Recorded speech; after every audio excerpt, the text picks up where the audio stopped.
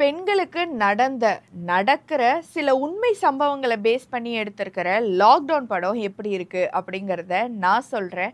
நான் ஸ்ருதி பாலசுப்ரமணியன். எல்லாத்தையும் அம்மா கிட்ட சொல்லிடலாண்டி.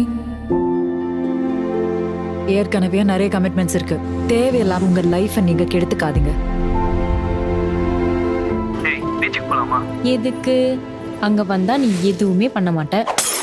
அனுபமா, சார்லி, நிரோஷா, லிவிங்ஸ்டன் இன்னும் நிறைய பேரோட நடிப்பில் ஏஆர் ஜீவா இயக்கத்தில் ரகுநந்தன் இசையில் வெளியாகி இருக்கிற படம் தான் லாக்டவுன்.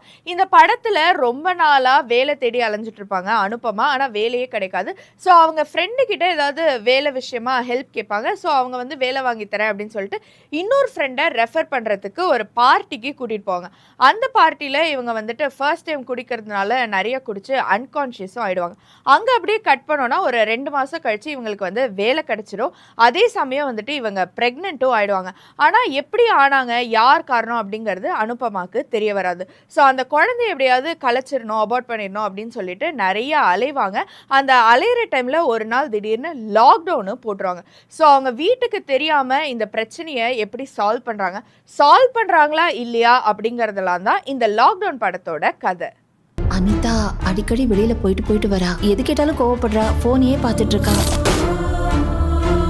நான் கல்யாணம் தானே பண்ணிட்டேன். டாக்டரே போறவரு கோ கொரோனான்னு தட்டுல தாளம் போட்டுன்னு போனாரு. அவருக்கே கொரோனா வந்துச்சு. வீட்டுல தகுடு அடிச்சாங்க. ஆஸ் அ பர்சனா அப்படிங்கிறத தாண்டி ஆஸ் அ விமனா எனக்கு இந்த படத்தில் எல்லாமே பாசிட்டிவாக இருந்த மாதிரி தான் இருந்துச்சு. முக்கியமாக அனுபமா இந்த படத்தில் கோத்ரூ பண்ணுற அந்த வலிகளை அவ்வளோ ரியலிஸ்டிக்காக காமிச்சிருந்தாங்க. ஒரு ஸ்பெசிஃபிக் பெயினாக இல்லாமல் அந்த ஃபேஸஸ் ஆஃப் பெயினாக காமிச்சிருந்தது ரொம்பவே நேச்சுரலாக இருந்தது. மியூசிக், திரைக்கதை, விஷுவல்ஸ்னு எல்லாமே இந்த படத்தில் நல்லாவே ஒர்க் அவுட் ஆயிருந்துச்சு.